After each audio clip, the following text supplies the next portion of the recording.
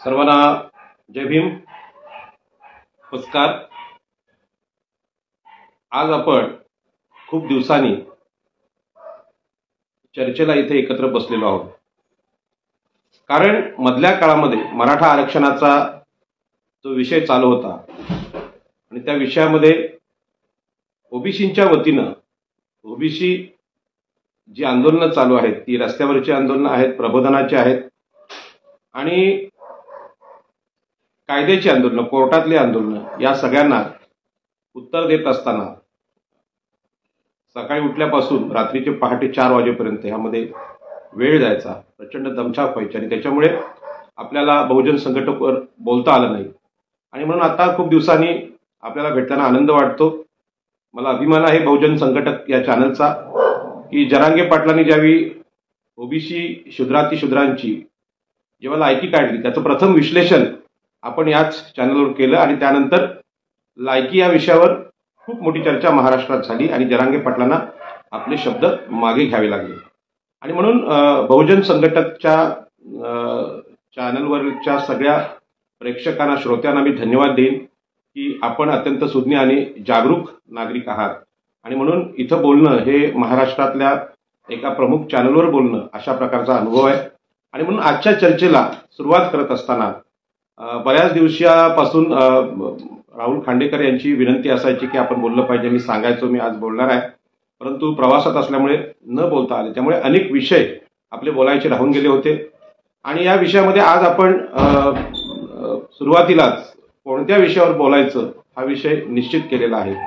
आणि म्हणून त्या विषयाचं नाव मी आपल्याला सांगू इच्छितो की तो विषय असा आहे की वर्तमान काळामध्ये जी विषमता भारतामध्ये आणि महाराष्ट्रात पेरायची आहे त्या विषमता पेरण्यासाठी जे सूत्र मनुवाद्यांनी इथे राबवलेलं आहे त्या सूत्राचा विषय आहे की मराठ्यांचे क्षत्रियकरण करणं आणि छत्रपती शिवाजी महाराजांचं दैवतीकरण करणं. अशा प्रकारच्या विषयावर आपण चर्चा करणार आहोत. मी आपल्या बहुजन संघटकचे जे प्रमुख आहेत त्यांना विनंती करतो की हा विषय आपण या पटलावर टाकावा, जेणेकरून जे लोक हे बघतात त्या लोकांना विषय कळला की पुढचं बोलणं आहे ते काय असेल याची समज येते आणि त्यामुळे ऐकणाऱ्या लोकांना सुद्धा ते सोपं पडतं. आणि म्हणून हा विषय मी मुद्दामून इथे घेतोय. त्या विषयाचं नाव पुन्हा एकदा सांगतो. विषय असा आहे की मराठ्यांचे क्षत्रियकरण आणि छत्रपती शिवाजी महाराजांचं दैवतीकरण. या विषयाला अनुसरून आज मी बोलणार आहे. आणि म्हणून हा विषय निवडण्याचं कारणच असं आहे की आतापर्यंत महाराष्ट्रामध्ये जे 33 कोटी देव म्हणजे महाराष्ट्रामध्ये म्हणजे देशामध्ये 33 कोटी देव आहे आणि या देवांना पुरून उरण्याची ताकद छत्रपती शिवाजी महाराजांमध्ये आहे अशी रचना आपले जे प्रबोधनकार आहेत, प्रबोधनकार बाळासाहेब ठाकरे यांनी केली होती. आणि देवांना पर्याय देणारा एक राजा म्हणजे माणूस अशा प्रकारचा छत्रपती शिवाजी महाराजांचं व्यक्तिमत्व अत्यंत बिकट काळात म्हणजे ज्या काळात मनुवाद्यांचा प्रचंड प्रभाव महाराष्ट्रावर होता असा प्रभाव असताना प्रबोधनकार ठाकरेंनी छत्रपती शिवाजी महाराजांची तुलना देवांशी केली होती. आणि देवांना हरवणारा किंवा देवांना पर्याय ठरणारा राजा, रयतेचा राजा छत्रपती शिवाजी महाराज अशी प्रभावी प्रतिमा त्या काळात केली होती. आणि ती खरी प्रतिमा होती. पण नंतरच्या काळात छत्रपती शिवाजी महाराजांचा हळूहळू दैवतीकरण करण्याचा प्रयत्न जे स्वतःला मनुवादी किंवा हिंदुत्ववादी वैदिक विचारांचे, ब्राह्मणी विचारांचे लोक आहेत त्यांनी यशस्वी केली. आणि त्या दैवतीकरणातून वाचण्याचा जो मार्ग होता प्रबोधनाचा त्यामध्ये आपल्या सगळ्या चळवळी कमी पडल्या. आणि शिवाजी महाराजांचं दैवतीकरण कसं आहे हे तुम्हाला मी आजच्या एका घटनेतून सांगणार आहे. आज सकाळी 10 वाजता कुर्ला वेस्ट मुंबई या भागामध्ये छत्रपती शिवाजी महाराजांचं मंदिर माजी खासदार पूनमताई महाजन यांनी बांधलेलं आहे. आणि त्या पूनमताई महाजन यांनी बांधलेल्या छत्रपती शिवाजी महाराजांच्या मंदिराचं उद्घाटन उपमुख्यमंत्री माननीय देवेंद्र फडणवीस भाजपचे नेते यांनी केलेलं आहे. आणि हे जे घटना आहे निवडणुकीच्या तोंडावरची ही घटना असं सांगते की छत्रपती शिवाजी महाराजांचं जे मानवी कर्तृत्व आहे, त्यांचा जो पराक्रम आहे, महाराष्ट्राच्या आणि देशाच्या रयतेसाठी त्यांच्या मावळ्यांनी सांडलेलं रक्त आहे आणि फार मोठा संघर्ष करून इथे जे रयतेचं स्वराज्य उभं केलं आणि खरं म्हणजे वैज्ञानिक विचारांवर उभं केलेलं ते स्वराज्य आहे. आणि या स्वराज्याची मानवी कल्याणाची व्याख्याच बदलून तिचं दैवतीकरण करण्याचा प्रयत्न महाराष्ट्रात आज सुरू झालेला आहे आणि सरकारच्या माध्यमातून, महाराष्ट्र सरकारच्या माध्यमातून तो सुरू झालेला आहे. त्याच्यामुळे मी जे बोलतोय छत्रपती शिवाजी महाराजांचं दैवतीकरण आज सुरू आहे, ती काय अशीच ऐकीव घटना नाही, ते वास्तव आहे. आणि म्हणून ही घटना जशी महत्वाची आहे तशीच मराठ्यांचं क्षत्रियकरण हा जो विषय आहे तो तेवढाच महत्वाचा आहे. कारण असं आहे की ओबीसी, SC, ST यांचं जे आरक्षण आहे, ते आरक्षण संपवण्यासाठी मराठा आंदोलनाचा उपयोग महाराष्ट्राच्या सरकारने केला आणि त्यासाठी जे जे आहे, खोटं आहे, असत्य आहे आणि घटनाबाह्य आहे, संविधान विरोधी आहे, अशा प्रकारचे सगळे निर्णय महाराष्ट्राच्या सरकारने मागच्या काळात घेतले. आणि म्हणून मराठा हे शूद्र आहेत, मराठा हे कुणबी आहेत, मराठे हे आता गरीब झालेत, अशा प्रकारचा प्रचार जरी होत असला तरी जरांगे पाटील आणि एकूणच मराठा समाज ज्या पद्धतीने वावरतोय की आम्हाला आरक्षण भेटलं नाही तर आम्ही काय काय करू, याच्या बाबतीत अत्यंत असंविधानिक आणि अत्यंत असभ्य अशा शिव्या ह्या आंदोलनात दिल्या गेल्या आणि बुद्धिहीनतेचं प्रदर्शन मराठा आंदोलकांनी केलं. त्याच्यामुळे ते पुन्हा एकदा या भारतीय संविधानाच्या काळात मनुस्मृतीला अपेक्षित असलेल्या क्षत्रिय वृत्तीने वागत असल्याचं निदर्शनास येत आहे. आणि म्हणून त्यांचं क्षत्रियकरण सुरू आहे आणि अनेक मराठा नेते आम्ही क्षत्रिय आहोत याच भावनेने वागताना दिसतात. आणि दोन्ही षडयंत्र आपल्याला माहित आहे, त्याची निर्मिती ऋग्वेद काळात झालेली आहे. हा संदर्भ माझा नाही, तर हा संदर्भ डॉक्टर बाबासाहेब आंबेडकरांच्या शूद्रपूर्वी कोण होते या ग्रंथातला आहे.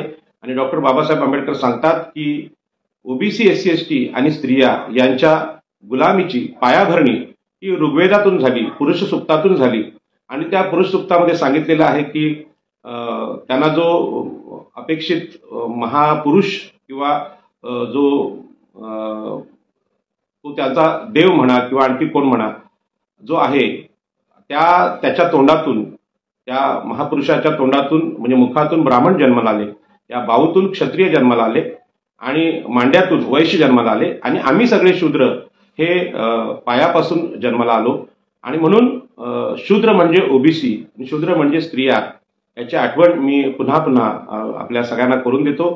तर ऋग्वेद काळापासून जर ह्याची निर्मिती धार्मिकदृष्ट्या झाली असेल आणि नंतरच्या काळात मनुस्मृतीने त्याचं सबलीकरण केलं असेल किंवा त्याला आधार दिला असेल, तर हा विषय केवळ आताच्या वरवर दिसणाऱ्या आरक्षणाच्या किंवा विषमतेच्या आंदोलनाचा नाही, तर त्याला फार मोठी परंपरा आहे.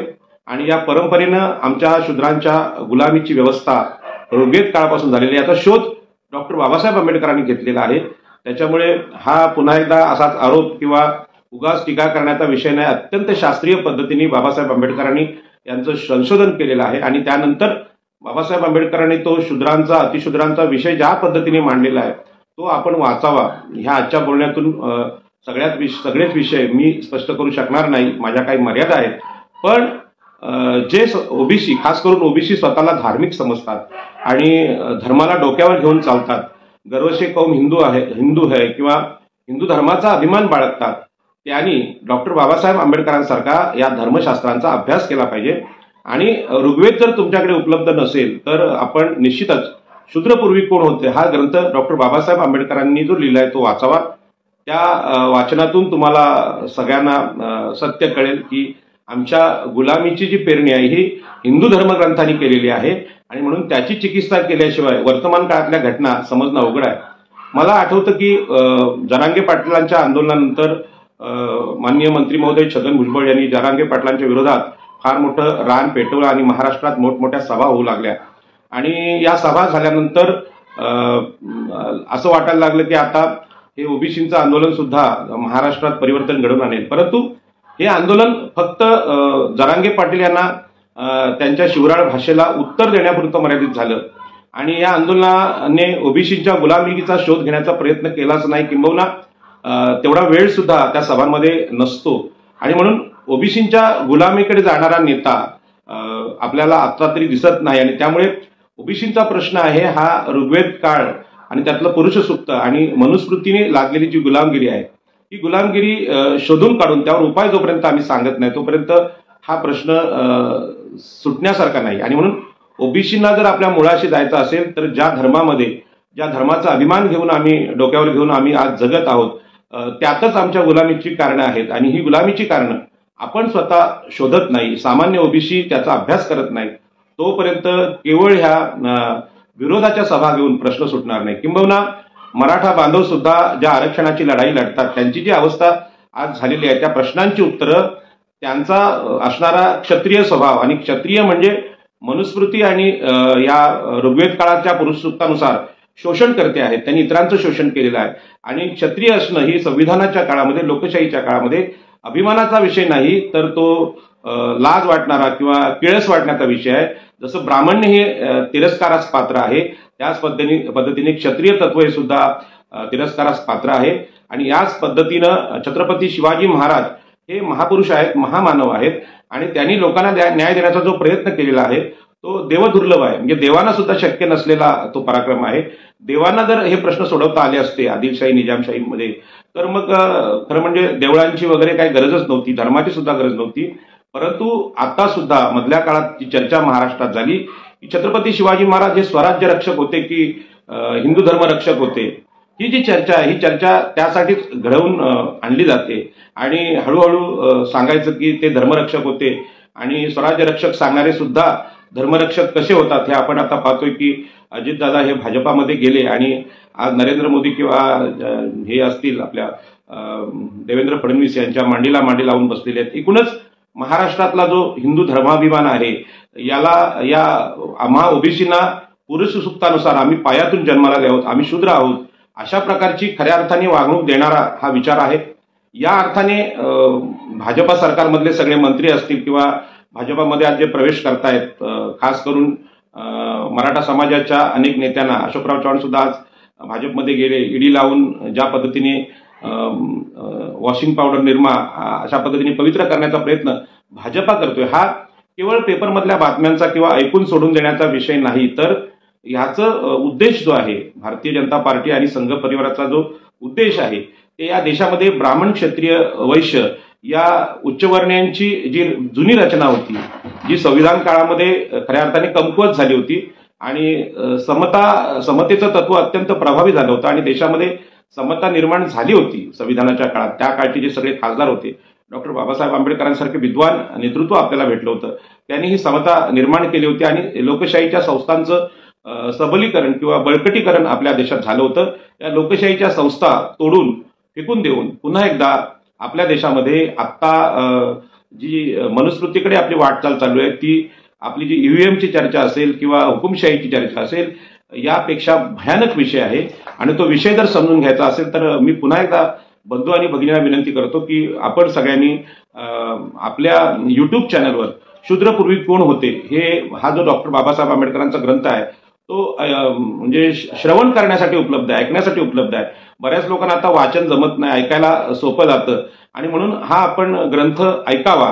तो ऐकल्यानंतर तुम्हाला जे सत्य कळतं, म्हणजे डॉक्टर बाबासाहेब आंबेडकरांनी जे मार्गदर्शन ओबीसींना केलेलं आहे, शूद्रांना केले, अतिशूद्रांना केले, स्त्रियांना केले, ते मार्गदर्शन खऱ्या अर्थाने भारतातल्या वैदिक हिंदू धर्माची, मनुस्मृतीची, ऋग्वेदाची चिकित्सा करणार आहे.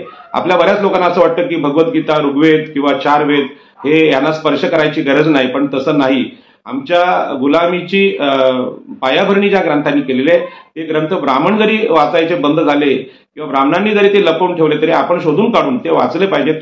कारण तुमच्या माझ्या मनावर जे संस्कार होत आहेत, जे मागच्या पिढीतून होत आहेत संस्कार, ते संस्कार ह्याच ऋग्वेद काळातल्या पुरुष सूक्तांचे, मनुस्मृतीचे संस्कार आहेत. कळत नकळतपणे आपल्या मागच्या पिढ्या त्या आपल्या मनावर संस्कार करतात, आणि आमच्या मनामध्ये गुलामीची भावना, मानसिकता तयार होते, आणि मग अशा घटनांवर आम्ही भाष्य करत नाही, किंवा जरांगे पाटील यांचा ज्या आंदोलनाचा अर्थ आहे तो आपल्याला समजत नाही. महाराष्ट्राच्या विधानसभेने कालच जो निर्णय घेतला की मराठ्यांना 10% आरक्षण द्यायचं, आणि सर्वच आमदारांनी त्याच्यावर सह्या केल्या, पण हे करत असताना संविधान काय म्हणतंय, माननीय सुप्रीम कोर्ट काय म्हणतंय, आणि मागासवर्गीय आयोग आतापर्यंत काय म्हणतात, हे सगळं विसरून लोकप्रतिनिधी असून सुद्धा त्यांनी अत्यंत अंधश्रद्धेने म्हणा किंवा बेफिकीरपणे जे ठराव घेतलेत ते संविधान विरोधी ठराव आहेत. आणि आपले लोकप्रतिनिधी आता जे वागायला लागलेत ते हा जो मनुस्मृतीचा विचार आहे किंवा पुरुष सुक्ताचा विचार आहे, ओबीसींच्या गुलामीचा विषय आहे, स्त्रियांच्या गुलामीचा विषय आहे, SC ST ओबीसींच्या गुलामीचा विषय आहे, त्या विषयाप्रमाणे ते वागायला लागलेत, आणि अख्खी मनुस्मृती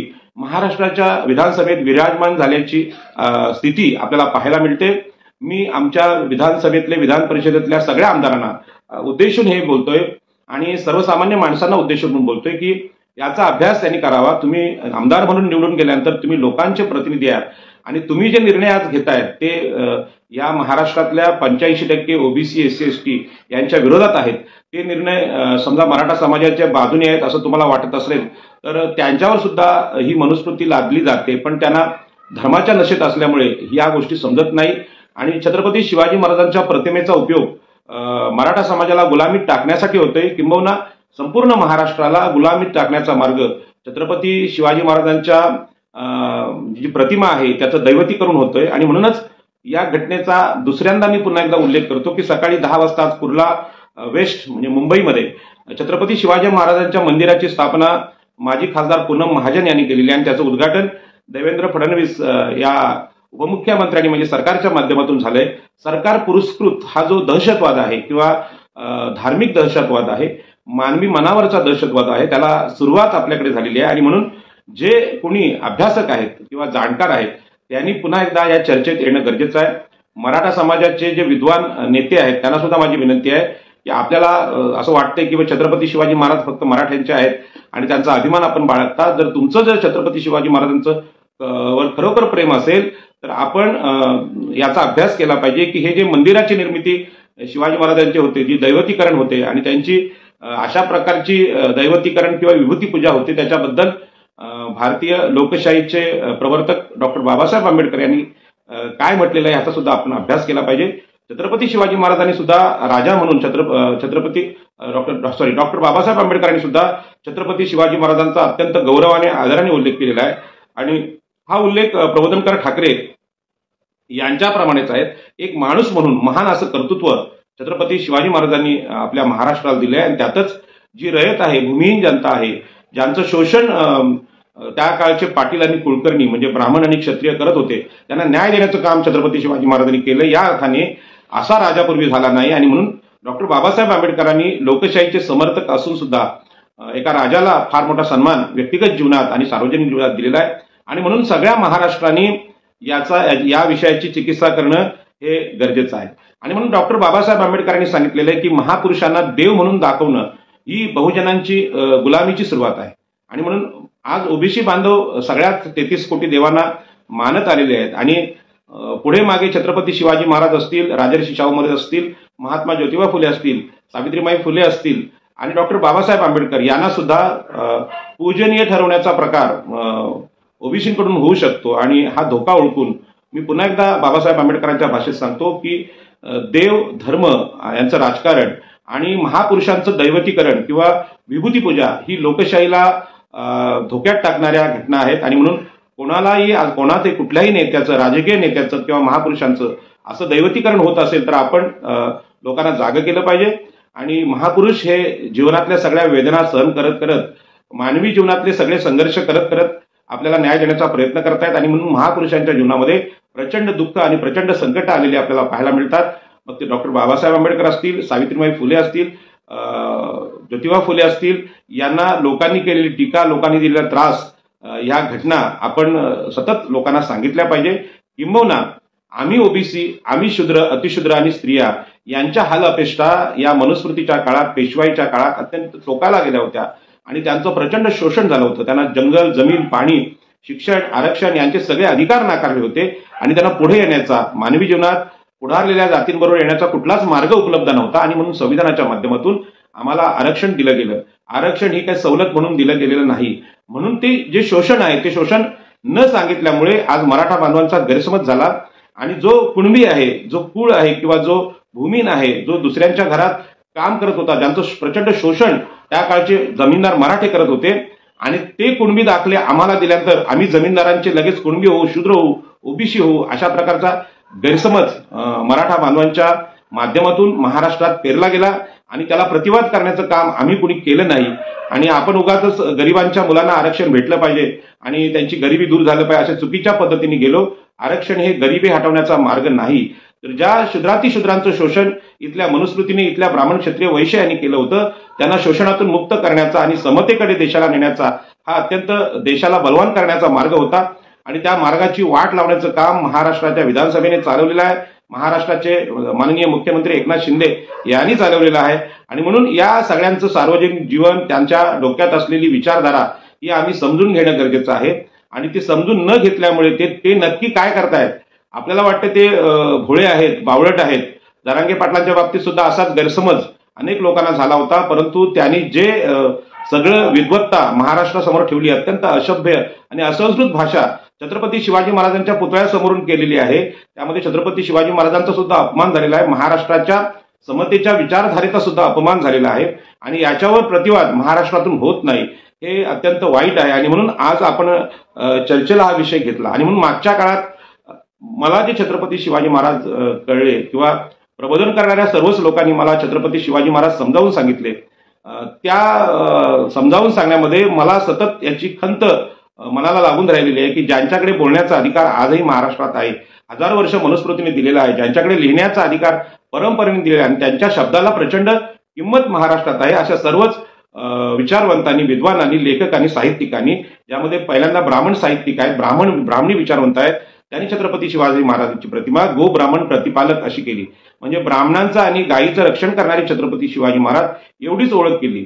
शेतकऱ्यांना कसायला जमिनी देणारा राजा, गरिबांची भूमिहीनांची गावं वसवणारा राजा, शेतकऱ्यांना नांगर देणारा, शेतकऱ्यांना बैल देणारा, शेतकऱ्यांना बियाणं देणारा, शेतकऱ्यांना बिनव्याजी कर्ज देणारा असा राजा ही छत्रपती शिवाजी महाराजांची खरी ओळख आहे. परंतु आजच्या घडीला माननीय उपमुख्यमंत्री देवेंद्र फडणवीस आणि माजी मुख्यमंत्री देवेंद्र फडणवीस यांनी मंदिराचं उद्घाटनच करून टाकलं, म्हणजे छत्रपती शिवाजी महाराजांना देवच करून टाकलं.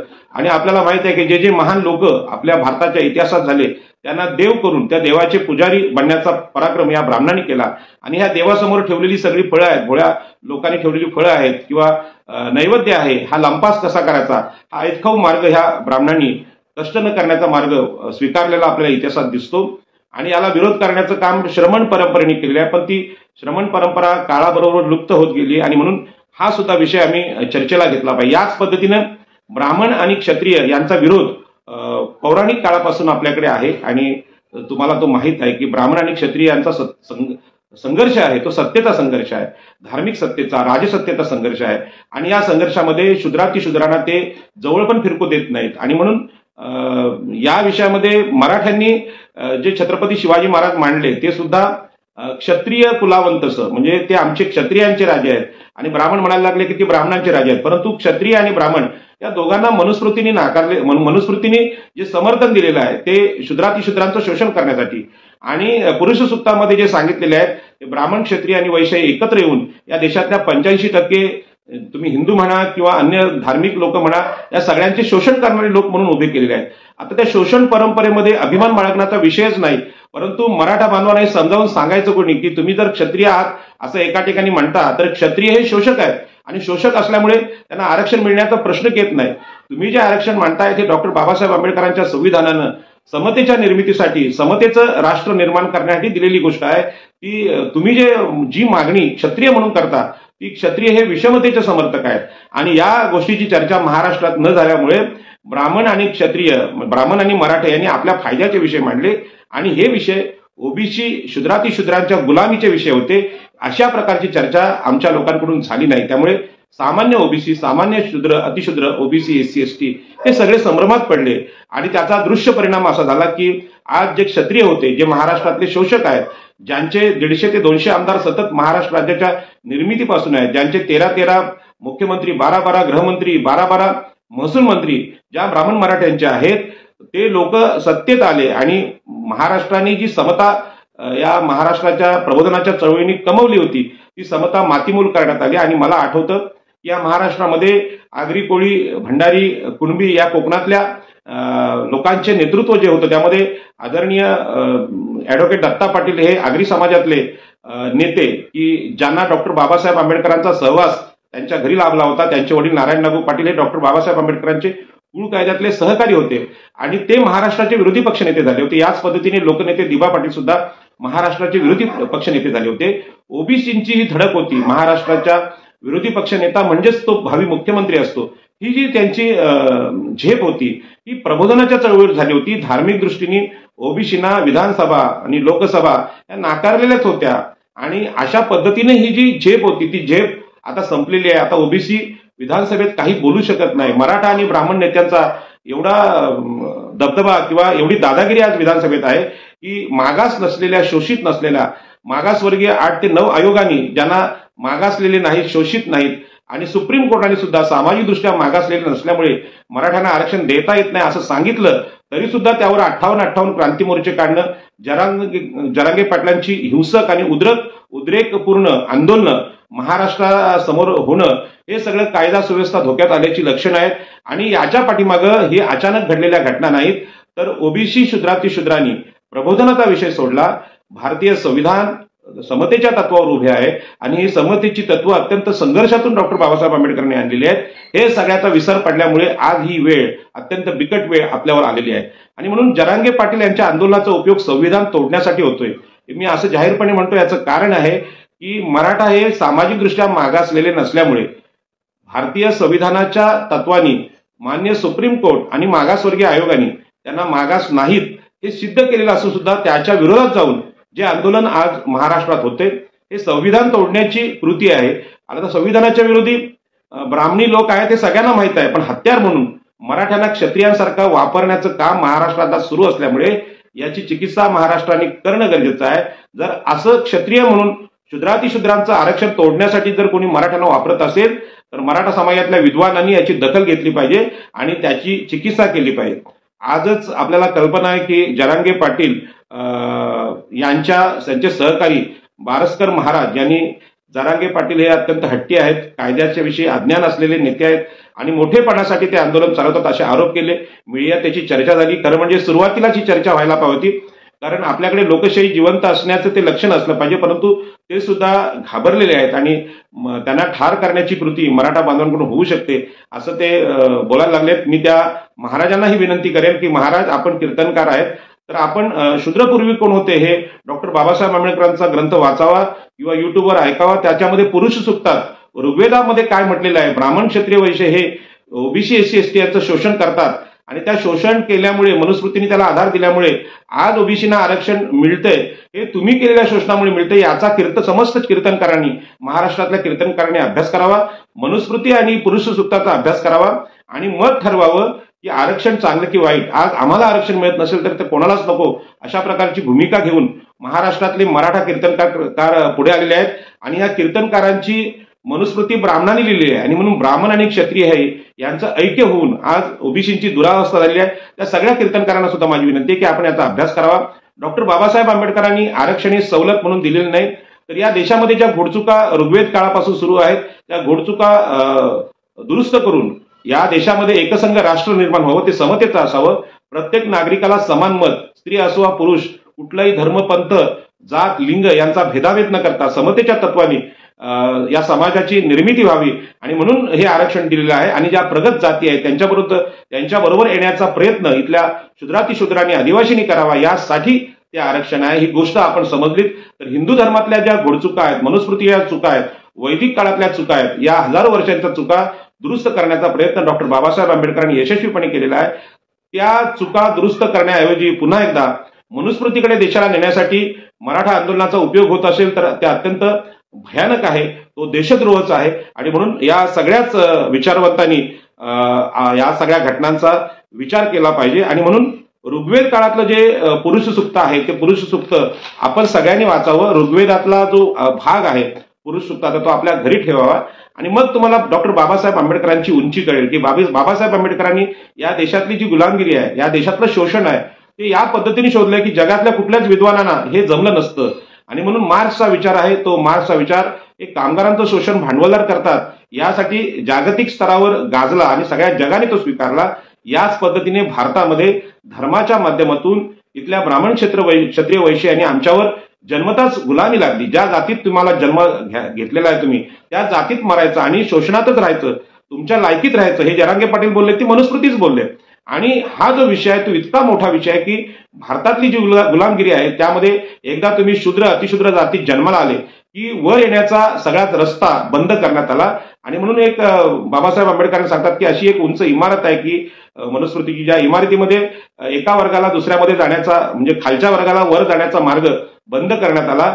जन्मताच ब्राह्मण श्रेष्ठ, जन्मताच क्षत्रिय हे शूर असतात आणि जन्मताच वैश्य हे व्यापारी किंवा श्रीमंत असतात, अशा प्रकारची रचना केली आणि शूद्रांनी त्यांची कायम सेवा करावी, असं धर्माच्या आधाराने ती गुलामगिरी आमच्याकडे पेरली. आणि या धर्माला ताकद देण्याचं काम आजही ओबीसी बांधव करतात. हे आमच्या गुलामीचं कारण आहे. आणि म्हणून ओबीसी बांधवांनो, आपण ज्या धर्माला पाणी घालतोय, धर्माला दान देतोय, धर्माला सेवा देतोय, धर्माला मोठं करतोय, मग ते मराठा कीर्तनकार असतील किंवा आमचे सगळे हिंदू किंवा ओबीसी मधले काही साधू असतील, त्यांनी सुद्धा इतका अभ्यास केला पाहिजे की तुम्ही वेदांपर्यंत गेलं पाहिजे, मनुस्मृतीमध्ये गेलं पाहिजे, गीतेपर्यंत गेलं पाहिजे. आणि जर विषमता पेरलीच नसती तर आरक्षण देण्याची काही गरजच नव्हती.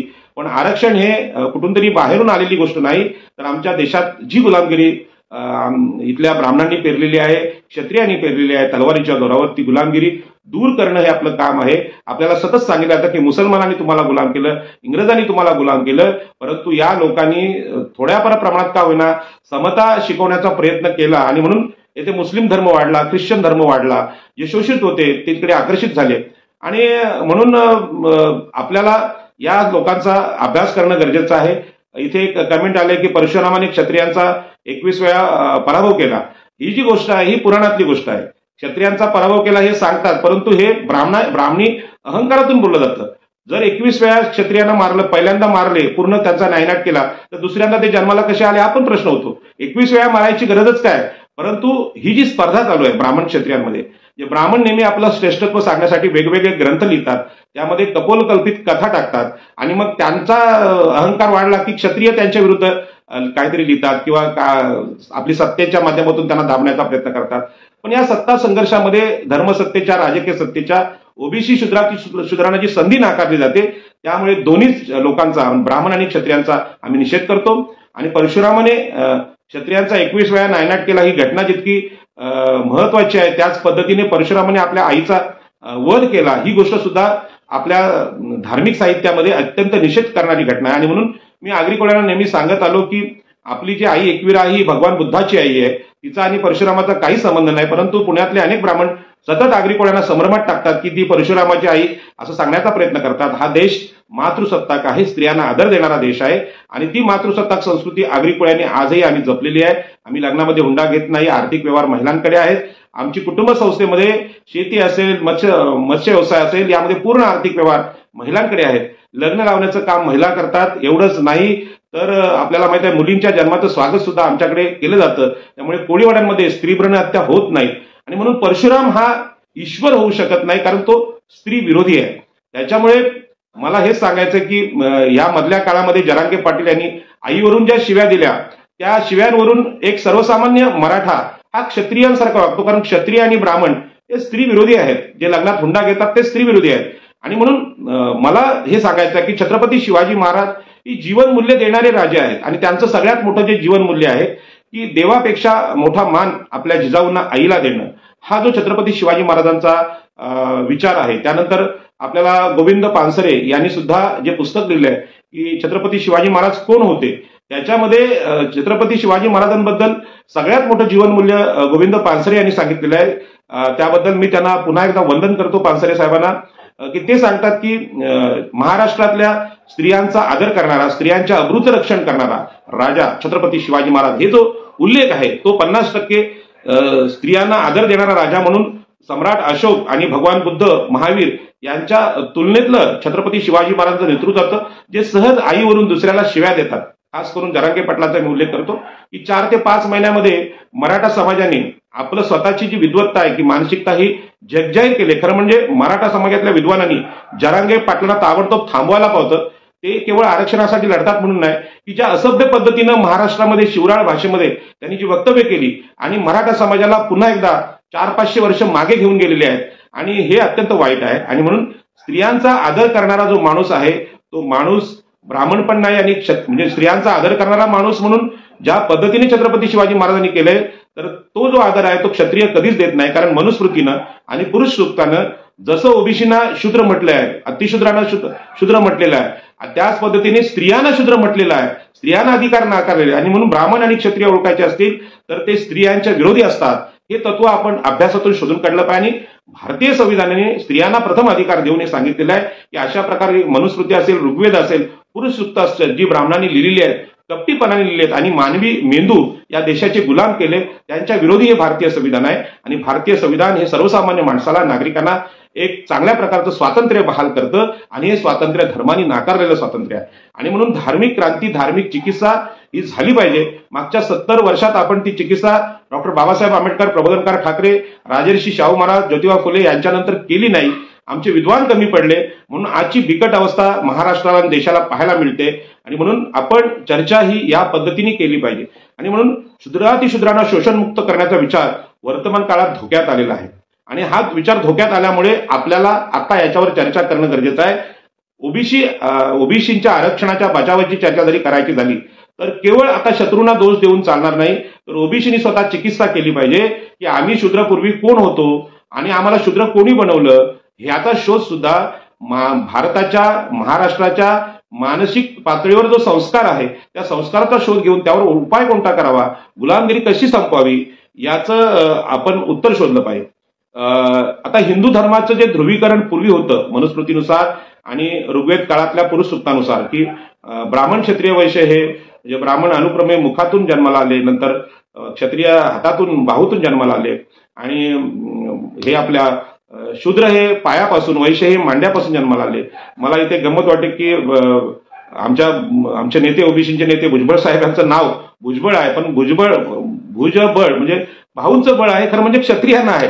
शूद्रांच्या मध्ये हे नाव कसं आलं हे चर्चेचा विषय आहे, कारण आम्हाला सगळ्या प्रकारची ताकद या मनुस्मृतीने आणि पुरुष सूक्तांनी नाकारली आणि म्हणून शूद्र हे अधिकारविहीन आहेत. त्यांना जमीन, जागा, जंगल, सगळ्या प्रकारचे मानवी अधिकार नाकारले होते आणि हे अधिकार नाकारले याचा शोध डॉक्टर बाबासाहेब आंबेडकरांनी घेतला. आरक्षण असंच आलेलं नाही, आरक्षण हे अत्यंत अभ्यासातून, शूद्रांची जी अवस्था आहे, शोषण आहे, त्याचा अभ्यास करून ते आलेलं आहे. आणि म्हणून आज हिंदू वैदिक धर्माच्या ध्रुवीकरणातून गुलामी लादण्याचा शासनाचा प्रयत्न आहे. आणि ज्यांनी खरं म्हणजे आदिलशाही, निजामशाहीमध्ये या देशाचं, महाराष्ट्राचं स्वातंत्र्य काय, स्त्रियांचा आदर कसा करावा, रयत म्हणजे जी भूमी आहे, ज्यांना कोणतेच अधिकार नाही, ज्यांची गावं नाहीत, ज्यांना नांगर नाही, ज्यांच्याकडे बैल नाही, ज्यांच्याकडे मानवी स्वातंत्र्य म्हणून काहीच नाहीये, ज्यांच्या स्त्रियांचा कोणी आदर करत नव्हतं, अशांना अधिकार देणारा राजा म्हणजे छत्रपती शिवाजी महाराज. त्यांचं मंदिर बांधून त्यांचं दैवतीकरण जे आज चालू आहे ती घटना अत्यंत खतरनाक घटना आहे. आणि म्हणून या गोष्टी गमती जमतीने आपण घेऊ नये अशी माझी विनंती आहे. आणि म्हणून देव ही संकल्पना चिकित्सेचा विषय आहे आणि देवांची चिकित्सा माननीय उद्धवजी ठाकरे यांचे आजोबा प्रबोधनकार ठाकरे यांनी केली होती आणि ही चर्चा महाराष्ट्रात आता पुन्हा घडावी अशी अपेक्षा मी उद्धवजी ठाकरे यांच्याकडून करतो. प्रबोधनाच्या बाबतीत शिवसेनेने खरोखर मार्ग चांगला बदललेला आहे आणि चांगली चर्चा त्या सभातून होते. परंतु मी पुन्हा एकदा उल्लेख करेन की कोरोनाच्या काळामध्ये देवानी मैदान सोडलं या संजय राऊत यांचे जे उद्गार होते त्याच्यावर खूप टीका झाली, पण त्याची चर्चा लोकांनी करावी तशी झाली नाही. जर ह्या देशाच्या संकटाच्या काळात, कोरोनाच्या काळामध्ये जर मंदिरातल्या पैशांचा उपयोग समाजाला होत नसेल तर पुन्हा एकदा आपण याचा शोध घेतला पाहिजे. हे जे दैवतीकरण किंवा मंदिरांची निर्मिती होती ती कोणाच्या फायद्यासाठी, शेटजी भटजींच्या फायद्यासाठी होत असेल तर हे थांबलं पाहिजे आणि खऱ्या अर्थाने लोकशाहीची मंदिरं आहेत, मग ते भारतीय न्यायाधिकरण असेल, लोकशाहीच्या संस्था, आमची पत्रकारिता असेल, प्रशासन असेल, लोकसभा असेल, विधानसभा असेल, यांना मजबूत करण्याचा प्रयत्न भारतीय नागरिकांनी केला पाहिजे. देवांची निर्मिती आणि खऱ्या अर्थाने महामानव, देवांना जे जमलं नाही ते काम करणारे छत्रपती शिवाजी महाराज यांचं दैवतीकरण होऊ नये. महाराष्ट्रामध्ये प्रबोधनाचा काळ ज्यावेळी होता त्यावेळी मराठा समाजाने अत्यंत सत्यशोधकीय भूमिका घेतलेली होती आणि ती भूमिका जर आज टिकली असती तर आज जरांगे पाटलांच्या नेतृत्वातून मराठा समाजाला मागे नेण्याचं, असंस्कृत आणि असभ्य शिवीगाळ करण्याचं काम आरक्षणासाठी होते ते झालंच नसतं. आणि म्हणून आरक्षणातलं ज्यांना कळत नाही हे आज मराठा बांधवातले एक महाराज बोलले, ही घटना अत्यंत स्वागतार्ह घटना आहे. कारण म्हणजे याच्यावर अगोदरच मराठा विद्वानांनी बोलायला होतं की जरांगे पाटील हे मराठ्याचे नेतेच होऊ शकत नाही आणि आरक्षणाच्या बाबतीत ते बोलूच शकत नाहीत, ही वक्तव्य यायला होते आणि अशा प्रकारची वक्तव्य करण्याचा मी प्रयत्न केला. महाराष्ट्राच्या लोकांनी त्याला चांगला प्रतिसाद दिला, त्यांना मी धन्यवाद देतो. परंतु पुन्हा एकदा मी ही गोष्ट सांगतो की केवळ प्रमुख पत्रकार किंवा प्रमुख वृत्तपत्र किंवा मीडिया, राजकीय नेते, प्रशासन, न्यायव्यवस्था या सगळ्यांच्या बाबतीत आपण विसंबून राहणं धोकादायक होतंय. कारण का, हे सगळे लोक तर्कहीन झालेले आहेत, ते बुद्धिनिष्ठ राहिलेले नाहीत आणि तर्काचा उपयोग करत नाहीत. आणि तर्काचा उपयोग करत नाही याचा अर्थ ते दैववादी झालेले आहेत. त्यांचं ते दैव, देव, नशीब, धर्म, चमत्कार, नरक या विषयाकडे ते वाटचाल करायला लागलेत आणि त्याच्यामुळे संपूर्ण समाजाला जागृत करण्याचं काम त्यांच्याकडून होईल ही अपेक्षा आपण ठेवू नये. आणि म्हणून भारतीय लोकशाहीची निर्मिती ज्या पद्धतीनं डॉक्टर बाबासाहेब आंबेडकरांनी केली, त्यामध्ये सामान्य नागरिक आहे त्याला मताची किंमत समजवणं आणि मताची किंमत समजवल्यानंतर त्याच्यामध्ये जागरूकता आणणं आणि ती जागरूकता ग्रामसभेच्या माध्यमातून लोकशाहीच्या सबलीकरणासाठी त्याचा उपयोग झाला पाहिजे अशी संकल्पना मांडली. आणि मला आठवतं की ग्रामपंचायतीवर ग्रामसभेचा प्रभाव टाकता येतो, परंतु आपली जी गावं आहेत ही आपली गावं पुन्हा एकदा विषमतेने प्रभावित असतील, दैववादी असतील, जे काय असेल ते देवाच्या इच्छेने होते. आणि म्हणून आम्हाला काही करण्याचा अधिकार नाही. ही शूद्रांची जी मानसिकता ब्राह्मण, क्षत्रिय, वैश्य यांनी मनुस्मृतीतून पेरली, वेगवेगळी पुराण आणि ग्रंथ याच्या माध्यमातून पेरली आणि ते गुलाम झाले.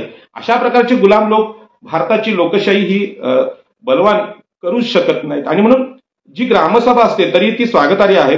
खरं म्हणजे आपण प्रत्येकाने ग्रामसभेत गेलं पाहिजे आणि ग्रामसभेमध्ये ग्रामपंचायतीला दिशा दिली पाहिजे. याच पद्धतीनं भारतीय लोकशाहीमध्ये ग्रामसभा म्हणजे ग्रामपंचायत जितकी महत्वाची तितकी पंचायत समितीची महत्वाची, जिल्हा परिषद महत्वाची, जिल्हानिहाय, ग्रामसभानिहाय आणि गाव पातळीवर जाहीर ग्रामसभा लोकांच्या झाल्या पाहिजेत आणि लोकांनी आपली मतं व्यक्त केली पाहिजे. मग तो ईव्हीएम असेल, विमानतळ अदानीला विकणं असतील किंवा बंदरं विकणं असतील, याची चर्चा झाली पाहिजे की मोदी साहेब आपण हे असं का विकायला लागलेत. आणि सांगतात की जो कंगाल झालेला मुलगा असतो, जो आळशी असतो, काम करत नाही, तो आई वडिलांचं घरदार विकतो, आपली जी भांडी असतात जुनी ती विकतो आणि दिवाळखोर म्हणून जगतो. अशा प्रकारचे मोदी जे वागतात हे काय त्यांना आपण घटनेने दिलेले अधिकार नाहीत. तर अशा प्रकारची देशाची सार्वजनिक संपत्ती आहे ती तुमची आमची आहे. आणि जर मोदी असं विकत असतील तर दिल्लीच्या ठिकाणी अशी एखादी खऱ्या अर्थाने लोकसभा, म्हणजे आताची जी लोकसभा आहे त्यामध्ये खासदार बसतात, परंतु ते लोकांचे प्रतिनिधी राहिलेलेच नाहीत, ते मोदींना विरोध करू शकत नाहीत. मग नोटबंदी असेल की कोरोना काळात रेल्वे गाड्या बंद करणं असेल, हे निर्णय मोदींनी स्वतःच्या डोक्यातून घेतलेले आहेत आणि ती हुकुमशाही आहे, ती मनुस्मृती आहे. आणि या पद्धतीने जर हे लोकसभेतले खासदार निर्णय घेत असतील तर लोकांचा प्रभाव लोकसभेतल्या खासदारांवर राहिलेला नाही. कालच्या विधानसभेमध्ये, विधान परिषदेमध्ये जे निर्णय मराठ्यांना 10% आरक्षण देण्याचा झाला, अनेक लोक खासगीत बोलतात की ते सुप्रीम कोर्टासमोर ते टिकणार नाही. अरे टिकणार नाही माहित आहे तर मराठ्यांना पण फसवू नका आणि ओबीसीला पण फसवू नका. जे तुम्ही सामाजिकदृष्ट्या मागासलेलेच नाहीत आणि मग तुम्हाला आरक्षण मिळणारच नसेल तर विधानसभेतले आमदार झालेले मंत्री लोक मराठा बांधवांची फसवणूक का करतायत आणि ओबीसींची का करतायत. आणि आरक्षण हा संघर्षाचा मुद्दा करायची खरं म्हणजे काही गरज नव्हती. आपण अयोध्येचा मुद्दा संघर्षमय केलात, आता राम मंदिर झालं, तुमची इच्छा पूर्ण झाली, सगळं झालं. मग आता आरक्षणासारख्या समतेच्या तत्वाला तिलांजली देण्याचं काम म्हणजे संविधान तोडण्याचं काम जर राज्य सरकार करत असेल आणि मराठा बांधवांचा वापर त्यासाठी होत असेल तर पुन्हा एकदा या देशामध्ये मनुस्मृती, या देशामध्ये पुरुष सूक्त, ऋग्वेद काळाची सुरुवात झालेली आहे आणि ते मराठ्यांचा उपयोग क्षत्रिय म्हणून होतोय. आणि मध्ये एकदा आपण पाहिलं असेल जाट, गुर्जर, पटेल हे क्षत्रिय जाती आहेत, जमीनदार जाती आहेत, ते एकत्र येऊन हे सांगायला लागल्यात की आम्हाला आरक्षण भेटत नसेल तर ते आरक्षणच रद्द करा. म्हणजे आरक्षण हे सामाजिक न्यायासाठी आपल्या देशात आणलेलं आहे. ही सामाजिक न्यायाची कल्पना आमचे विचारवंत, आमचे विद्वान या ब्राह्मण, क्षत्रिय, वैश्यांना समजावू शकत नाही. हे आपलं अपयश आहे आणि आपल्या चळवळींचा पराभव झाल्यामुळे मागास नसलेले मराठी निर्लज्जपणे आरक्षण मागत आहेत आणि ही निर्लज्जपणा देशाला अत्यंत धोकादायक आहे. हा कुठल्याही पराक्रमाचा विषय नाही. मी कालच माजी न्यायमूर्ती कोळशे पाटील यांचं भाषण ऐकलं, अत्यंत चांगलं भाषण होतं. परंतु आपल्या जात बांधवांचा उपयोग जेव्हा हे जे ब्राह्मण करतात त्यावेळी ते उपयोग होत असताना त्यांचा त्रास शूद्रातिशूद्रांना म्हणजे आम्हाला ओबीसीना, अतिशूद्रांना आणि स्त्रियांना किती होत असेल याचं प्रेम ठेवून तुम्ही आपल्या बांधवांचं हे केलं पाहिजे, प्रबोधन केलं पाहिजे. आणि हे जर प्रबोधन तुम्ही करण्यामध्ये अपयशी आलात तर तुम्ही जाणीवपूर्वक या जरांगे पाटलांना आमच्या अंगावर सोडलंय का अशी शंका निर्माण होते. आणि म्हणून तटस्थपणे विचार करणारे जे विचारवंत आहेत, प्रवीणदादा गायकवाड यांनी चांगली भूमिका घेतली. मराठा बांधवांच्या स्वतःच्या जातीच्या विरोधात जाऊन ते बोलले, त्यांच्याविषयी मला आदर आहे. परंतु तुम्ही पुन्हा जर मनामध्ये क्षत्रिय भावना ठेवत असाल तर कुठल्या ना कुठल्या पद्धतीने तुम्ही या ब्राह्मणवादाचं समर्थन करतात. क्षत्रिय, ब्राह्मण, वैश्य हे जे मनुस्मृतीचे समर्थक आहेत त्यांचं विसर्जन आम्ही आता समुद्रात करून टाकलं पाहिजे. ज्या पद्धतीने सामुरे योद्ध्यांनी तलवारी खाली ठेवल्या आणि जपानमध्ये लोकशाहीला प्रारंभ केला, लोकशाहीला समर्थन दिलं, याच पद्धतीनं या देशामध्ये समता नांदवायची असेल आणि तुम्हाला वाटते की आरक्षण संपलं पाहिजे, सगळे समान झाले पाहिजे, तर तुम्ही ब्राह्मण क्षत्रिय वैश्यांनी स्वतःच्या इगोचं, स्वतःच्या अहंकाराचं विसर्जन आमच्या मुंबईच्या समुद्रात करावं. त्यासाठी आपल्या स्वागताला मी उरणच्या समुद्रकिनारी उभा आहे. आपण या आणि तुमचा अहंकार मनातून काढा आणि आपण सगळे समान आहोत, भाऊ भाऊ आहोत, भारतीय आहोत, भारतीय नागरिक आहोत, अशा प्रकारची प्रतिज्ञा आपण केली पाहिजे. मला यामध्ये काळजी सगळ्यात वाटते की सर्वसामान्य माणसाची, त्याला ह्यातल्या या धार्मिक गोष्टी काहीच कळत नाहीत आणि म्हणून तो राम आएंगे आणि राम आल्यानंतर माझ्या घरात सुख येईल, वैभव येईल, शांती होईल, अशा भोळ्या भावनेने काम करतोय. आपले मोदी साहेब पंतप्रधान ज्या पद्धतीने रामाच्या चरणी लीन झालेत, तशा प्रकारचं लोटांगण घालण्याची परंपरा मोदींनी आता देशाला शिकवली. अशी लोटांगण जर देवाला घालणारी भारताची पिढी जर असेल तरी ते नवीन विज्ञानाचे शोध कसे लागणार. आणि म्हणून काल आम्ही ओबीसीचा एक मोर्चा मुंबईत काढला होता. कुणबी समाजाने त्याचं नेतृत्व केलं. तिथेच पीएचडी केलेले विद्यार्थी सुद्धा आंदोलन करत होते आणि त्यांनी सांगितलं की 1200च्या वर संख्या पीएचडी करणाऱ्या ओबीसी मुलांची आहे, पण त्यांना 200 जागा देत आहेत. शुद्रातिशुद्रा म्हणजे एससी एसटीला पण 200 जागा, ओबीसीला पण 200 जागा, मराठा बांधवांना म्हणजे ओपनवाल्यांना पण 200 जागा. पण यामध्ये पीएचडी म्हणजे तरी काय, तर पीएचडी म्हणजे या देशातले संशोधक, विद्वान लोक आणि त्यांच्या विद्वत्तेला प्रोत्साहन देणं हे देशाचं काम आहे. परंतु अशा प्रकारच्या विद्वत्तेला प्रोत्साहन देण्याच्या ऐवजी छत्रपती शिवाजी महाराजांचं दैवतीकरण करायचं, मराठ्यांना सांगायचं तुम्ही क्षत्रिय आहात आणि तुम्ही जे मागाल ते तुम्हाला मिळेल, तुम्ही या इकडे ट्रॅक्टर घेऊन या, आंदोलन करा, सगळ्या पायघड्या तुम्हाला आम्ही पसरतो, अशा प्रकारचं शासन संविधान विरोधी वागत असेल तर अत्यंत धोकादायक आहे.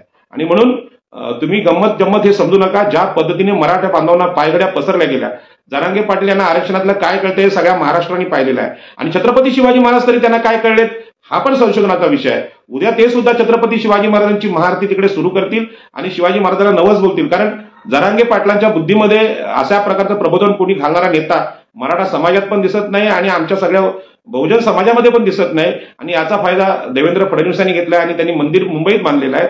आणि मुंबईत मंदिर बांधणं शिवाजी महाराजांचं ही फार मोठी विचित्र गोष्ट आहे, कारण मुंबईतूनच सगळ्या विचारांचा प्रसार सगळ्या महाराष्ट्रात आणि देशात होत असतो. आणि असं जर लोकांना कळलं तर उद्या शिवाजी महाराजांनी कामच इतकं मोठं केलंय की कदाचित प्रत्येक गावामध्ये शिवाजी महाराजांचं मंदिर होऊ शकतं.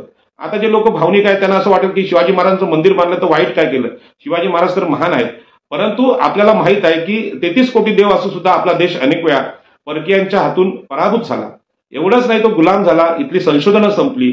आणि हे जे दैवतीकरण आहे म्हणजे हे सगळं विश्व देवाने निर्माण केलं, अशा प्रकारची अंधश्रद्धा साऱ्या जगात जी काही पसरलेली आहे आणि त्या अंधश्रद्धेमुळे स्वर्ग आणि नरक याची निर्मिती केली गेली, वेगवेगळ्या चमत्कारांची निर्मिती केली आणि विज्ञानापासून देश मुकला. जगाने एवढी प्रगती विज्ञानाने केली, ती प्रगती आपल्याकडे दिसेनाशी झाली आणि त्या प्रगतीला आपला देश मुकला. आणि म्हणून शिक्षण आणि प्रबोधनाचा जो विषय आपल्या देशात ज्या प्रबोधनकारांनी सुरू केला, इंग्रजांनी या ज्या पद्धतीने इकडे रेल्वे आणली, धरणं मांडली, संशोधन केलं आणि देशातलं जे दुःख आहे, दारिद्र्य आहे ते घालवण्याचा प्रयत्न केला. ह्या गोष्टी दैवतीकरणामुळे होत नाहीत, देवाला नवस बोलून होत नाहीत. ह्या गोष्टी सर्वसामान्य माणसाला शिकवणं फार अवघड काम आहे आणि त्याचा पुरस्कार संविधानाने केलेला आहे. संविधानाने सुद्धा we the people of India म्हणजे आम्ही देशाचे सर्व नागरिक हे संविधान स्वीकारतो. हे देवाच्या कृपेने आलेलं नाही किंवा नागरिकांची जी प्रगती आहे किंवा अधोगती याला देवाला आम्ही जबाबदार धरणार नाही, तर आम्हीच याचे करते करविते आहोत. अशा प्रकारचं स्वतःप्रती संविधान अर्पण करण्याचं काम आपल्या देशानं संविधानाने स्वीकारलं. आणि म्हणून दैवतीकरण देवाच्या विरोधात मी बोलतोय अशातला भाग नाही, तर दैववाद हा मानवी बुद्धी नाकारणारा, मानवी तर्कबुद्धी नाकारलेला, विज्ञानाची बुद्धी नाकारणारा विचार आहे आणि हा विचार धोकादायक आहे हे संविधानकारांनी सांगितलेलं आहे. आणि डॉक्टर बाबासाहेब आंबेडकरांना आम्ही हे समजून घेतलं पाहिजे. कारण देव ज्या गोष्टींना आपण बोलतो किंवा जे वेदांचा आदर आम्ही करतो, सगळ्या जगाची निर्मिती वेदांमधून झाली असा गैरसमज इथल्या ब्राह्मणांनी पसरवला, मनुस्मृतीतून झाली असं पसरवला. आणि वेदांबद्दल, मनुस्मृतीबद्दल, हिंदू धर्माबद्दल जी श्रद्धा या देशात निर्माण केली गेली वेगवेगळ्या महाराजांनी, मग त्यांना माझा प्रश्न आहे की जगामध्ये जे विज्ञानाचे शोध लागले ते आमच्याकडे का लागले नाहीत?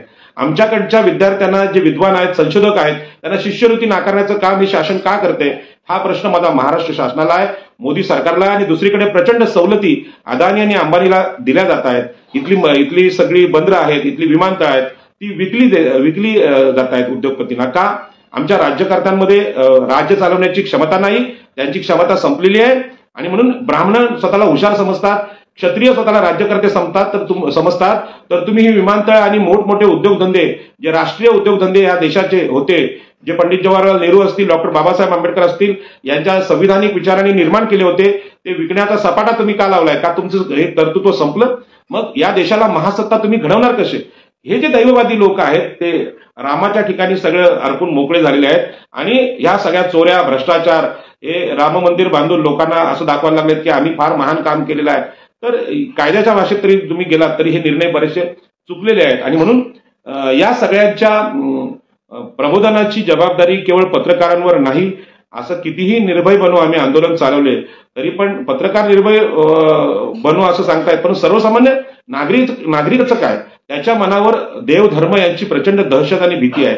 कुठल्याही पत्रकारांनी अशा प्रकारच्या दैवतीकरणाला विरोध केलेला नाही, कारण धर्माच्या विरोधात जाण्याची हिंमत कुठल्याही पत्रकारांमध्ये नाही, पुरोगामी विचारवंतांमध्ये नाही. आणि म्हणून हे जे शिवाजी महाराजांचं दैवतीकरण आहे किंवा अगोदरचे 33 कोटी देव आहेत, त्या 33 कोटी देवांच्या बद्दल प्रबोधनकार ठाकरे यांनी जे वक्तव्य केले त्याची आठवण मी महाराष्ट्राला करून देतो. ते सांगतात की एका पारड्यामध्ये 33 कोटी देव ठेवा आणि दुसऱ्या पारड्यामध्ये छत्रपती शिवाजी महाराजांना ठेवा.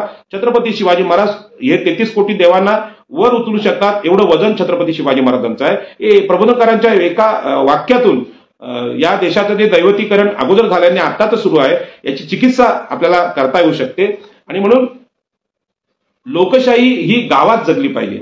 गावागावामध्ये अशा प्रकारच्या चिकित्सक ग्रामसभा झाल्या पाहिजेत, विज्ञानवादी ग्रामसभा झाल्या पाहिजेत, सहकारी गृहनिर्माण सोसायट्यांमध्ये झाल्या पाहिजेत. आणि ह्या ग्रामसभा जशा ग्रामपंचायतीला किंवा गावातल्या कारभाराला प्रभावित करतात, याच मोठ्या प्रमाणात विधानसभेला धरून म्हणजे विधानसभेतल्या आमदाराला प्रभावित करणारी एक विधानसभा त्या विधानसभा मतदार केंद्रात लोकांनी केली पाहिजे. त्याला हजारो 40-40, 50-50 हजार लोक एकत्र आले पाहिजेत. लोकसभा जेवढी मोठी असते त्या खासदाराला प्रभावित करणारी अशी एक सभा म्हणजे खऱ्या अर्थाने लोकसभा त्या भागात झाली पाहिजे. आणि या खासदारांना सांगितलं पाहिजे, विधानसभेतल्या लोकांना सांगितलं तुम्ही विधानसभेत जाऊन मूर्खासारख्या कुठे पण शिक्के मारू नका, जसे परवा मराठा आरक्षणाच्या बाबतीत तुम्ही मारून आलेत.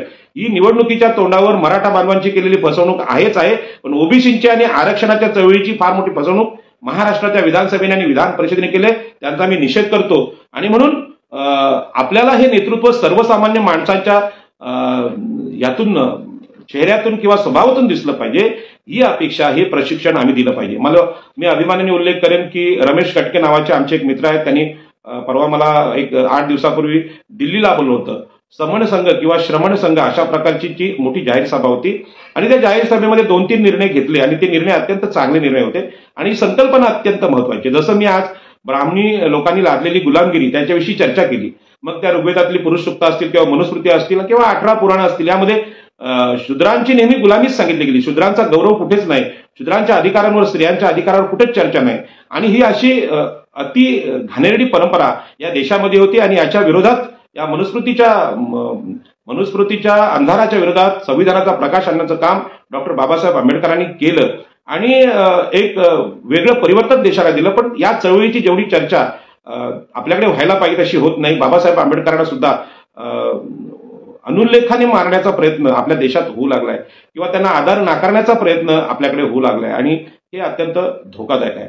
आणि म्हणून लोकशाहीची चर्चा होत असताना डॉक्टर बाबासाहेब आंबेडकर खऱ्या अर्थाने आपल्याला समजण्यासाठी त्यांची सगळी ग्रंथ परंपरा सगळ्या ओबीसीनी वाचली पाहिजे.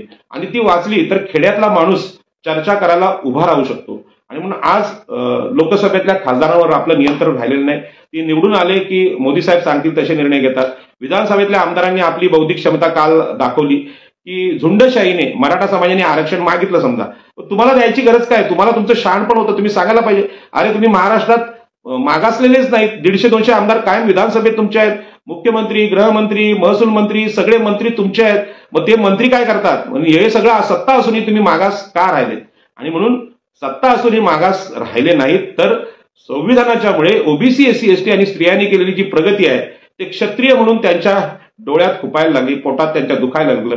मग ते ब्राह्मण असतील, मराठी असतील, यांना मागासवर्गीयांची प्रगती खपत नाही. आणि म्हणून तुम्ही जर या पद्धतीने प्रगती करत असाल तर आम्हाला ओबीसीचं आरक्षण पाहिजे. आता हे बाळहट्ट जो आहे जरांगे पाटलांचा, त्याला बाळ म्हणता येणार नाही, पण खरं म्हणजे तो बाळहट्टच आहे. आणि हा बाळहट्ट एकनाथ शिंदे यांनी जात बांधव म्हणजे मराठा जातीचा मुख्यमंत्री म्हणून पुरवण्याचा प्रयत्न केला. पण ते त्यांच्या आता हाताबाहेर गेलेलं आहे आणि ते सांगायला लागले की आता हे पण तुम्ही सगळे काढलेले अध्यादेश, सूचना, मागासवर्गीय मराठ्यांचं सर्वेक्षण, मराठ्यांना मागासवर्गीय ठरवण्याचा जो अट्टहास तुम्ही केलाय हा भयानक प्रकार आहे. म्हणजे मराठे कधीच मागासलेले नव्हते. सूर्य हा अंधार आहे असं ठरवण्याचा कितीही ठराव तुम्ही विधानसभेत घेतले तरी सूर्याला अंधार कोणी म्हणू शकत नाही. सूर्य हा प्रकाशच आहे. त्यामुळे मराठे हे पुढारलेले क्षत्रिय आहेत, राजे आहेत, जमीनदार आहेत, इतर महाराष्ट्रातल्या मागासवर्गीय जातींचे शोषक आहेत. हे सत्य इथल्या प्रत्येक मागासवर्गीयाला माहित आहे, स्त्रियांना माहित आहे. तरी सुद्धा ते नाकारण्याचा प्रयत्न राज्य तुमचं आहे म्हणून मागासवर्गीय आयोगाच्या माध्यमातून केलं तरी असत्याला सत्य कुणाला म्हणता येत नाही. चंद्राला सूर्य म्हणता येत नाही, सूर्याला चंद्र म्हणता येत नाही. याच पद्धतीने निसर्ग सत्य कोणाला नाकारता येत नाही. आणि पुन्हा एकदा जरांगे पाटील सांगायला लागलेत की आम्हाला ओबीसीतूनच आरक्षण पाहिजे. याचा अर्थ ईडब्ल्यूएस आरक्षण तुम्हाला भेटलं, महाराष्ट्राची सत्ता तुमच्याकडे आहे, तुम्हाला आता सुद्धा एक आरक्षण दिलेलं आहे. आणि हे कुणबी दाखले, खोटे दाखले. आता कुणबी दाखला जरी भेटला तरी मराठा कुणबी होऊ शकत नाही, कारण कुणबी हा कुळ असतो, कुणबी हा शोषित असतो आणि मराठ्यांचं शोषण महाराष्ट्रात कुणी केलेलं नाही. तरी सुद्धा कुणबी दाखले आम्ही काढू, खोट्या नोंदी पेनाने घालू. हे सगळं सत्ता असल्यामुळे, कलेक्टर तुमच्या असल्यामुळे, मुख्यमंत्री, महसूल मंत्री तुमच्या असल्यामुळे तुम्ही सगळं ते केलं, गैरव्यवहार केला, भ्रष्टाचार केला. तरी सुद्धा सगळे सोयरे म्हणून आम्हाला प्रत्येक मराठ्याला तुम्ही शूद्र ठरवा, कुणबी ठरवा. हा जो अट्टहास चालू आहे हा अट्टहास आरक्षण संपवण्याचा कट आहे.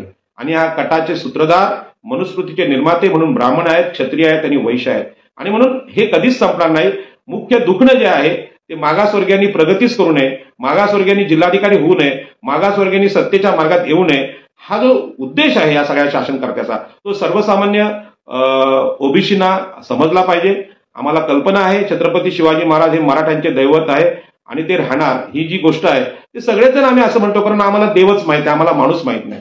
आणि म्हणून शिवाजी महाराजांची जीवनातली जी दुःख आहे, छत्रपती संभाजी राजांच्या वाट्याला जी घटना आली, त्यांच्यावर जे अत्याचार राज्यकर्त्यांकडून झाले आणि ते सगळे पाहिल्यानंतर तुम्हाला लक्षात येतं की मानवी जीवनातली जी दुःख आहे त्यामध्ये सगळ्याधिक दुःख छत्रपती शिवाजी महाराजांच्या वाट्याला आले, त्यांच्या सहकार्यांच्या वाट्याला आले.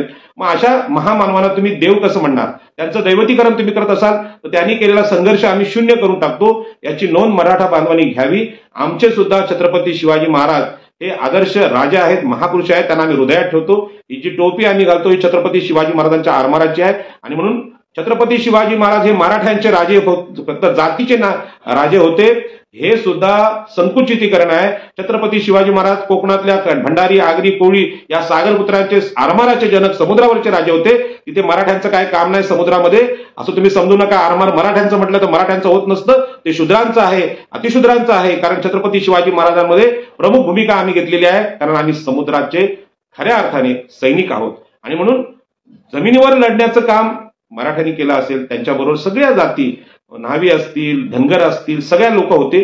मागच्या एका कार्यक्रमामध्ये मी एका राज्याभिषेकाला गेलो होतो. यशवंतराव होळकरांचा पराक्रम मला स्वतःला माहित नव्हता. त्यांनी 19 वेळा इंग्रजांचा पराभव केला. असे राजे धनगरांचे किंवा आमच्या ओबीसींचे या महाराष्ट्रात होते. परंतु ओबीसींनी आपले राजे, आपले शूर लोक यांच्याबद्दल लिहिण्याचा, इतिहास जागृत करण्याचा कधी प्रयत्न केला नाही. याची सुरुवात डॉक्टर बाबासाहेब आंबेडकरांनी केली. भीमा कोरेगावच्या युद्धामध्ये 28,000 ब्राह्मण आणि क्षत्रियांचा पराभव आमच्या शूर महार बटालियननी केला, महार सैनिकांनी केला. हा पराक्रम हेच सांगतो की या देशातले अतिशूद्र सुद्धा पराक्रमी होते, शूद्र सुद्धा पराक्रमी होते, स्त्रिया सुद्धा पराक्रमी होत्या. परंतु आपल्याला मनुस्मृतीचं जे लिखाण आहे, मनुस्मृतीची घटना आहे, ही लोकांच्या मनावर बिंबवायची होती. आणि म्हणूनच क्षत्रिय शूर असतात, ब्राह्मण शूर असतात, वैश्य शूर असतात अशी मांडणी आपण केली. या मांडणीचा खरं म्हणजे महाराष्ट्राने समतेच्या निर्मितीसाठी आता तरी निषेध केला पाहिजे, ती समुद्रामध्ये भिरकावून दिली पाहिजे. आणि म्हणून आज ईव्हीएम वर चर्चा होते, ईव्हीएम ची चर्चा होती. ती चर्चा यासाठीच होते की ईव्हीएम हे माणसाचा तर्क आहे किंवा माणसाच्या मनाचा जो निर्णय आहे, ते मनाचा जो निर्णय आहे तो नाकारणारा मशीन आहे. कारण लोकांना जे वाटतंय, आज महाराष्ट्रात देशात दिसतंय की महाराष्ट्राच्या शासनाविरुद्ध इथला 85% ओबीसी आहे, एससी आहे, एसटी आहे, देशामध्ये तीच परिस्थिती आहे. तरी सुद्धा मोदी साहेब म्हणतात की आम्ही 400च्या वर जागा आणू. हे कशाचा आधार आहे? तर आम्ही मशीनमधून मतं बदलू शकतो.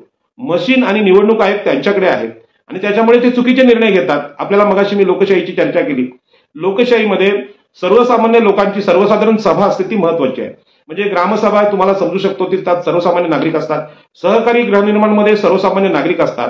पण उद्या ग्रामपंचायतमध्ये निवडून आलेला सरपंच जर ते ग्रामसभेचं म्हणजे ग्रामपंचायतचं कार्यालयच विकायला निघाला किंवा सोसायटीच्या निवडून आलेल्या प्रतिनिधी मंडळांनी सोसायटी विकून टाकली दुसऱ्या बिल्डरला, तर काय करायचं? अशाच प्रकार महाराष्ट्रात घडू लागलेला आहे. आणि म्हणून शिवसेनेच्या बाबतीत जो निर्णय निवडणूक आयोगाने दिला की उद्धव ठाकरेंची शिवसेना की एकनाथ शिंदेची, तर निवडून आलेल्या प्रतिनिधींची शिवसेना हा जो निर्णय किंवा निवडून आलेल्या प्रतिनिधींची म्हणजे अजितदादांची राष्ट्रवादी हे जे निर्णय आले हे लोकशाही विरोधी निर्णय आहेत.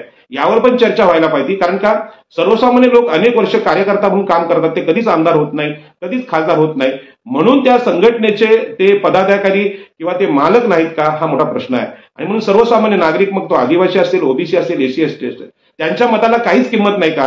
मराठा बांधवांसाठी मागासवर्गीय आयोग स्थापन केले जातात आणि सगळी विधानसभा त्यांच्यासाठी पायगड्या पसरते. मुख्यमंत्री आमच्या वाशीला येतात आणि जरांगे पाटलांचं कौतुक करतात. एक मराठा लाख मराठा, हे मुख्यमंत्री बोलतात ज्यांनी महाराष्ट्राची शपथ घेतली. तुम्ही काय जातीचे मुख्यमंत्री आहात? परंतु याच्यावर कोणी चर्चा करत नाही.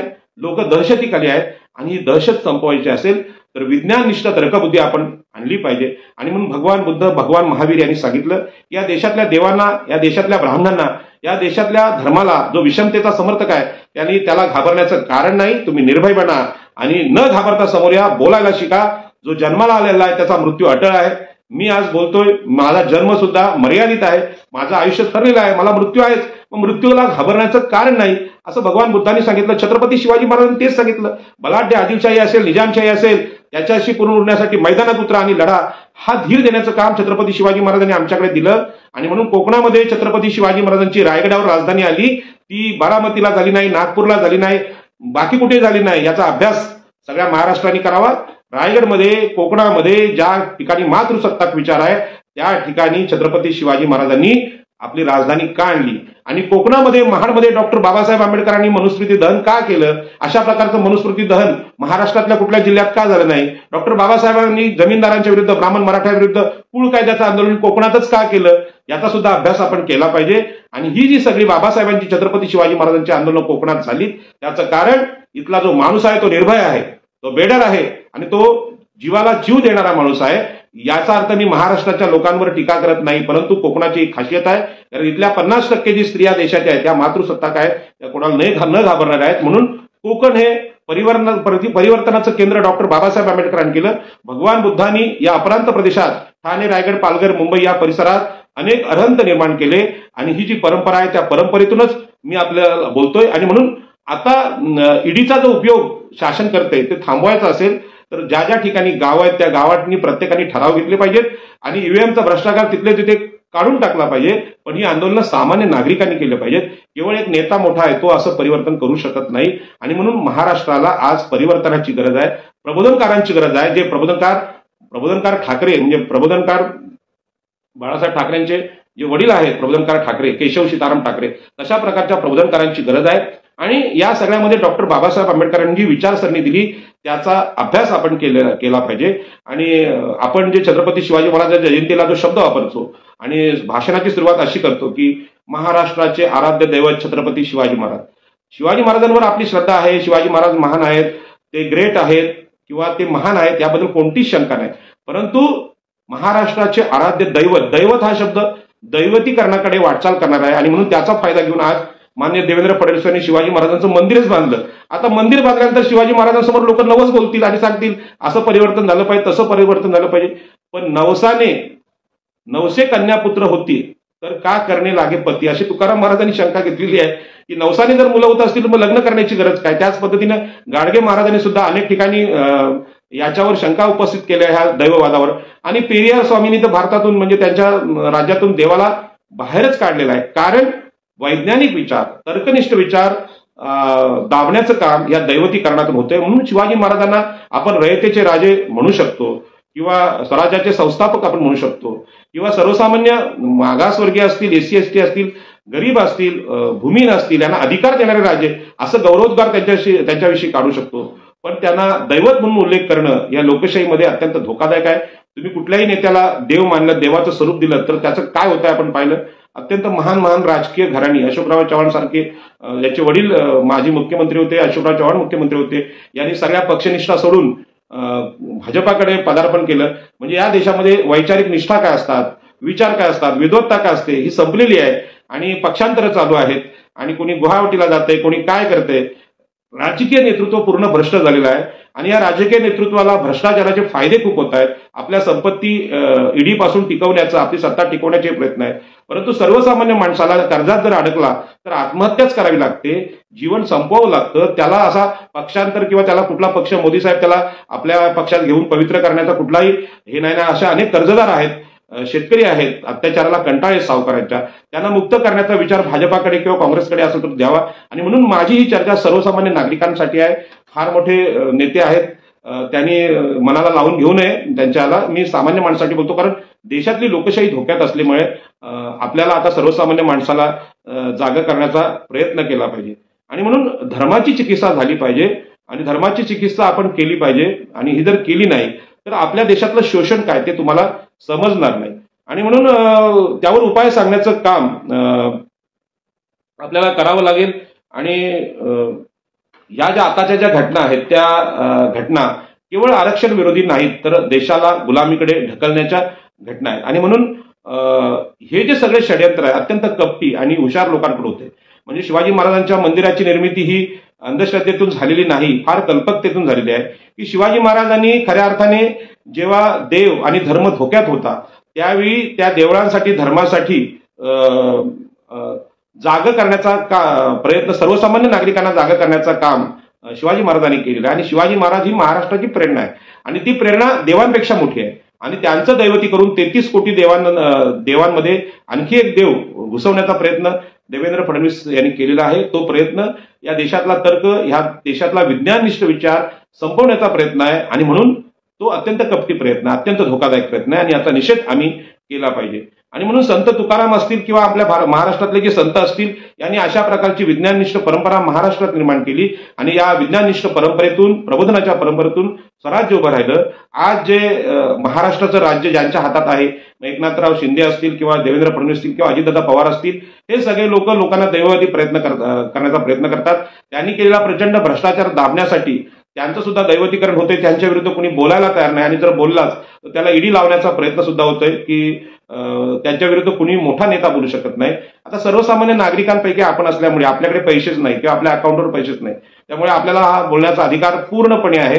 आणि म्हणून सर्वसामान्य माणसांनी सोशल मीडियावर, फेसबुकवर, व्हॉट्सअपवर बोललं पाहिजे, कारण आपल्याला कुणी ईडी लावू शकणार नाही हा आपल्यातला सगळ्यात मोठा प्लस पॉइंट आहे.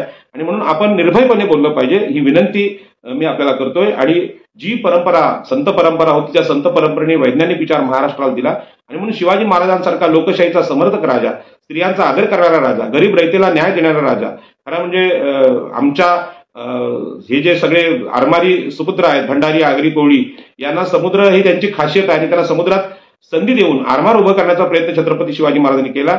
हा जो न्याय आमच्याशी केला, हजारो वर्षाच्या मनुस्मृतीने आम्हाला समुद्र उल्लंघन करण्यावर बंदी घातली होती आणि अशाच प्रकारची बंदी त्यानंतर छत्रपती शिवाजी महाराजांच्या नंतर पेशव्यांनी घातली आणि आरमार बुडवली, ही गोष्ट माहित आहे. आजही मुंबई जवळच्या, रत्नागिरीच्या, सिंधुदुर्गातल्या समुद्राची गटारं झालेली आहेत आणि जलवाहतूक किंवा नौकानयन हे धोक्यात आलेलं आहे, मच्छीमार बांधव धोक्यात आलेला आहे. ही सगळे पराक्रम आताच्या सरकारने केलेले आहेत, ब्राह्मण आणि मराठ्यांच्या सरकारने केलेले आहेत. ते छत्रपती शिवाजी महाराजांचे पण विरोधक आहेत आणि हे शूद्राच्या विरोधात आहेत. आणि म्हणून परवा मी दिल्लीला गेलो होतो आणि त्या दिल्लीमध्ये आम्हाला सांगण्यात आलं की या देशातला 85% वर्ग आहे स्त्री शूद्र, जो महात्मा ज्योतिबा फुल्यांनी सांगितलेला आहे.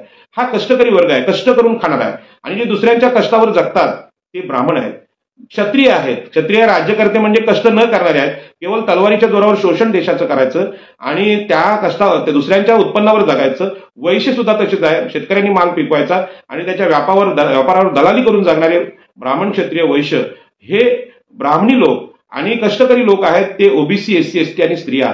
त्यांना त्या काळामध्ये भगवान महावीरांच्या काळामध्ये आणि भगवान बुद्धांच्या काळामध्ये पाली भाषामध्ये जो शब्द आहे तो समण शब्द आहे आणि आपल्या भाषेमध्ये, कष्टकऱ्यांच्या भाषेमध्ये श्रमण शब्द आहे.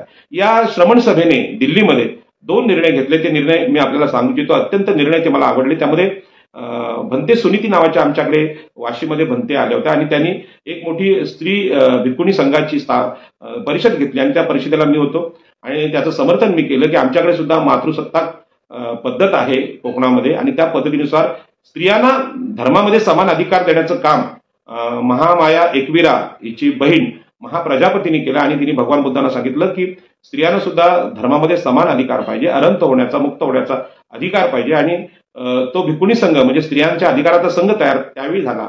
तर तो संघाची जीर्णोद्धार किंवा त्याला मान्यता देण्याचं काम श्रमण संघाने दिल्लीमध्ये परवा केलं, त्याचा साक्षीदार मी होतो. आणि दुसरा त्यांनी निर्णय घेतला की आता तुम्ही अलीकडेच पाहिलं तर डॉक्टर बाबासाहेब आंबेडकरांना भारतरत्न पुरस्कार द्यायला फार उशीर झाला.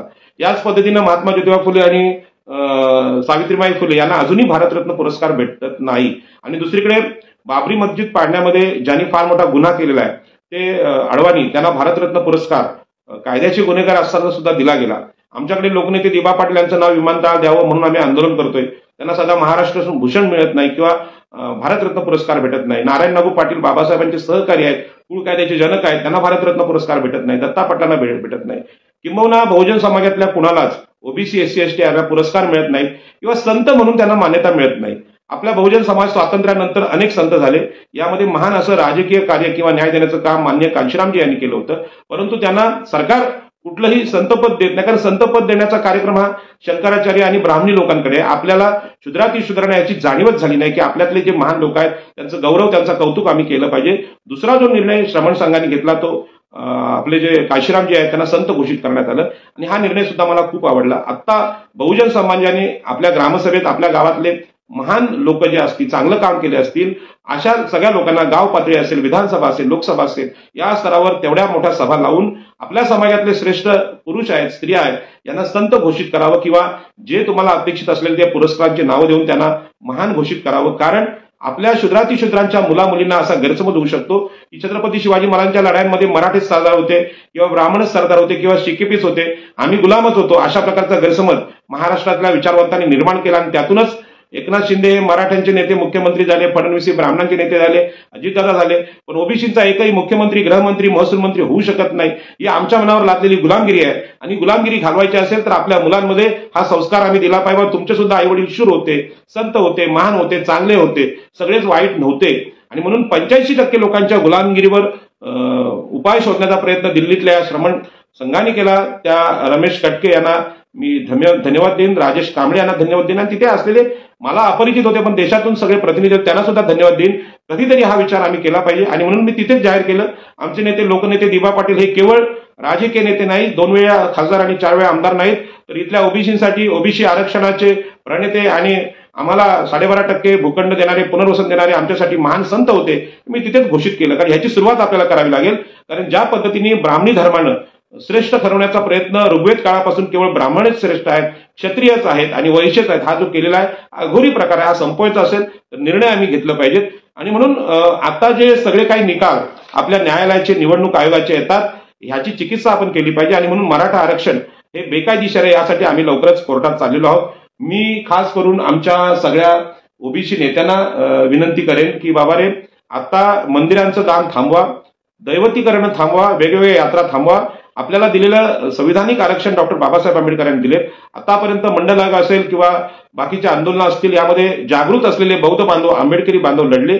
आपलं श्रम, आपला पैसा त्यांनी खर्च केला. अनेक लोकांनी आपले प्राण सुद्धा दिले आणि आता ओबीसीनी आपला सगळा पैसा, आपली सगळी ताकद आरक्षणाच्या आंदोलनात लावावी अशा प्रकारचं जाहीर आव्हान करतोय.